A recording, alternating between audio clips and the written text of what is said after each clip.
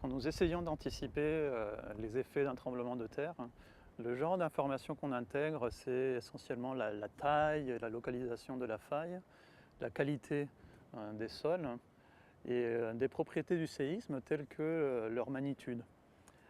Il y a un paramètre qui est très important, qui est la vitesse du tremblement de terre, qui, nous le savons, elle a des effets très importants sur l'intensité de la secousse, mais qui n'est pas prise en compte de façon très précise et très généralisée.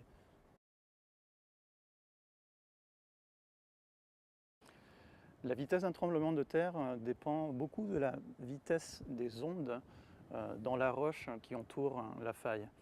On peut le comparer à une autoroute. Il y a une limite de vitesse sur l'autoroute. Pareil, pour un tremblement de terre, il ne peut pas dépasser les 6 km par seconde.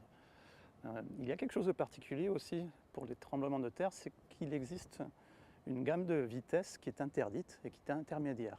Ce sont non seulement une vitesse maximale, mais aussi une vitesse intermédiaire autour de 3,5 et 4,5 km par seconde.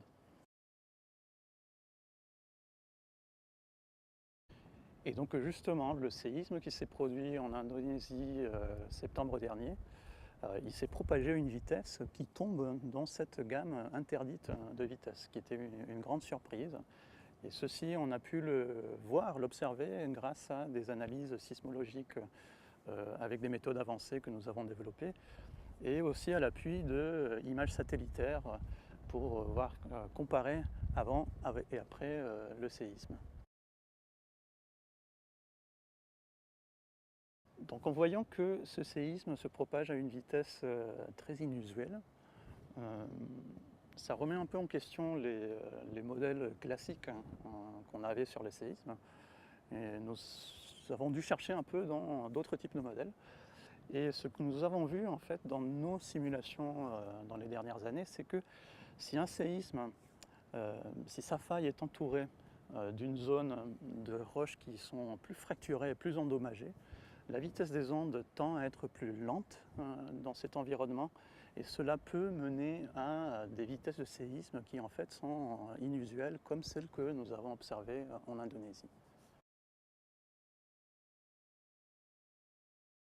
Donc si notre interprétation de l'observation est correcte, pour mieux anticiper les effets de séismes futurs, on aurait besoin d'études plus approfondies justement de la structure des roches qui entourent le voisinage des failles. À quel degré sont-elles endommagées? Quelle est l'épaisseur de cette zone de roches endommagées?